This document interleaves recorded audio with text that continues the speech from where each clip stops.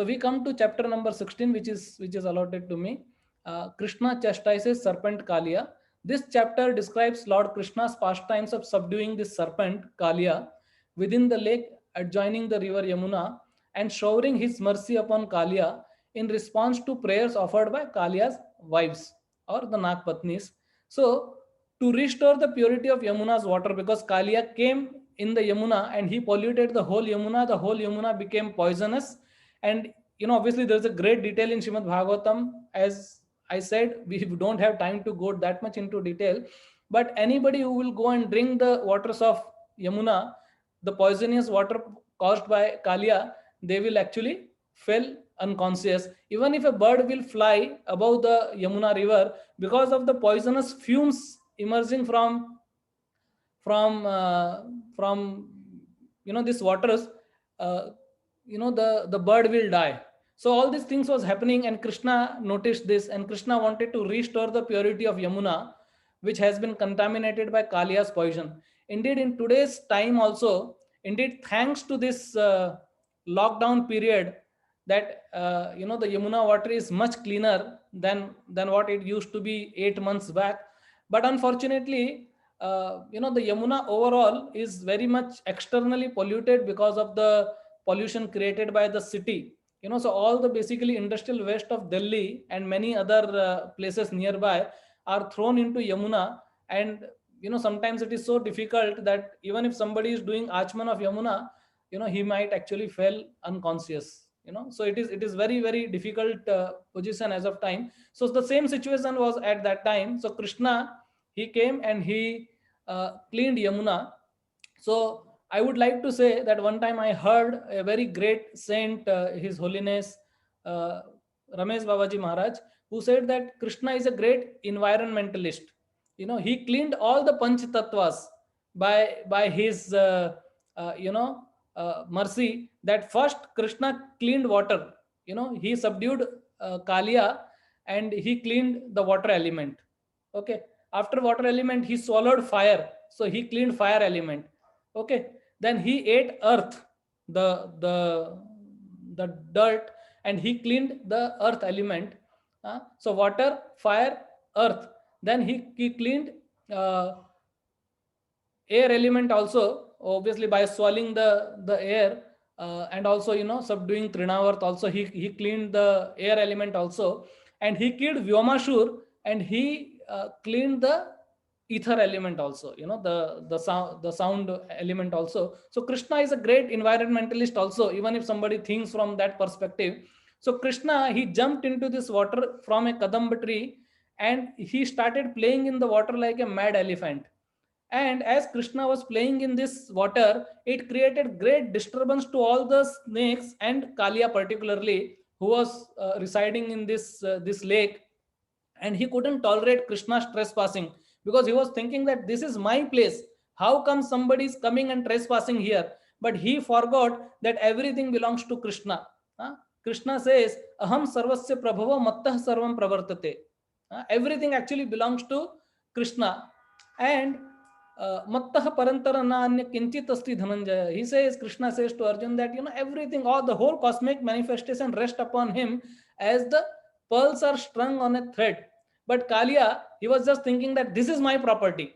Okay, this lake is my property, and somebody is trespassing here, somebody is coming here. So he woke up and he just started hissing, and started coming quickly up, and started he actually attacked Krishna, and he bit Krishna on the chest. And when Krishna's friends saw this, that a huge serpent with 1,000 hoods, very dark in color, very very fierce looking snake came, and he bit Krishna. They all fell unconscious. They actually fell down immediately there only. And at that time, all evil omens appeared, in that surrounding. And the resident of Vrindavan, when they came to know that Krishna is in Yamuna and in the coil of Kalia, they all came running, and they thought that today Balram did not go, and therefore Krishna did this kind of mischief. And when they followed to the footsteps of Krishna, and when they saw Krishna enwrapped in the coil of Kalia, by their natural love and emotions and affection towards Krishna, they fell unconscious, and they thought that their life has gone because Krishna is their darling. Krishna had their life, and when Krishna saw that how disturbed his friends, relatives, and these Brajvasis were there, Krishna expanded his body. He came out of the grip of Kalia, and then he actually jumped up, and he came on the hoods of the Kalia. Now the hoods of the serpents are very, very slippery. Nobody can actually stand on the hoods of the serpent, but Krishna is not anybody. Krishna is the supreme personality of Godhead. He is the one who sleeps on Ananta Shesh. Huh? So Krishna, he actually started dancing, because Krishna is also known as Natvar Nagar Nanda. So he started dancing on the slippery hoods of Kalia. Can you imagine? Can somebody dance on a slippery floor? Can somebody dance? But Krishna was dancing because Krishna is Natvar. He is the expert dancer. He was dancing on the hoofs of the Kalia, which was so slippery, and there were 1,000 hoops. And Kalia was attacking Krishna, like this, coming and biting Krishna. And with the hood was coming up, Krishna was actually putting his feet on that hood. The another hood will come up, Krishna will put his feet on that hood, and he will subdue this Kalia like this, that the dancing was going on. And as Krishna was actually dancing like this, that he was not putting his feet even on the hoods of the Kalia, because sometimes you will see that there are expert dancer, when they dances, you will feel that they are dancing in the air, they are not even touching the floor, they are not on the stage, they are above the stage. So Krishna is dancing, Krishna is Nataraj. He is dancing so nicely, so wonderfully, but all the steps of Krishna are looking as thunderbolt on the head of the Kalia. And Kalia started vomiting blood, vomiting poison. All the Kalia's poison actually started coming up, and as he was bringing one hood, Krishna was stepping on that. He was bringing another hood, Krishna was stepping on that. So like that, Krishna actually started dancing on all the hoods of the Kalia, and he actually purified Kalia so wonderfully that all his anarthas, all the bodily poison, whatever he had, it actually came out. And you know Kalia became so weak that he was as if he was about to die. And when Krishna, Kalia's wives, the Nagpatnis, they saw, they became so happy. Now somebody might get bewildered that somebody is actually trying to chastise your husband, trying to kill your husband, and you are becoming happy. Huh? But there is a reason. Similarly, in this material world, not many people can understand that how the Lord is killing somebody's father, in the form of Narsimhadev. He's killing Hiranyakashipu, and Prahlad is garlanding him. Somebody might get bewildered that what is this? Somebody is killing your father and you are garlanding. But we can understand that obviously Hiranyakashipu was a demon number one. He was a terrorist, and Lord came to kill him as per the plan. And also here, why Nagpatnis were happy, because they saw that this lotus feet of Krishna, you know who who's desiring for this lotus feet. Let us try to understand that Lakshmi, Shiva, Narad, Brahma, everyone is actually after the lotus feet of the Lord. Indeed, sometimes Lord is also not able to understand that what is there in my lotus feet, that everyone is after my lotus feet. Everyone wants to be there only. Even Chaitanya Mahaprabhu says that make me one speck of dust at your lotus feet. Everyone, the devotees, the great demigods, everybody. And therefore there is this one wonderful verse, which is Kararvinde Napadarvindam Mukharvinde Viniveshayantam. So it says that Krishna, he is on the banyan leaf, okay, with his small hands. Kar means hand. Karar vinde cha padar vindam. So what he is doing with his small lotus hand, he is trying to catch his own lotus feet. Karar vinde cha padar vindam. He is actually taking his lotus feet, and mukhar vinde, and he is taking this lotus feet on his mouth. So Krishna is putting the toe of his feet into his mouth just to check how much taste is there in my lotus feet. Why all devotees are behind my lotus feet?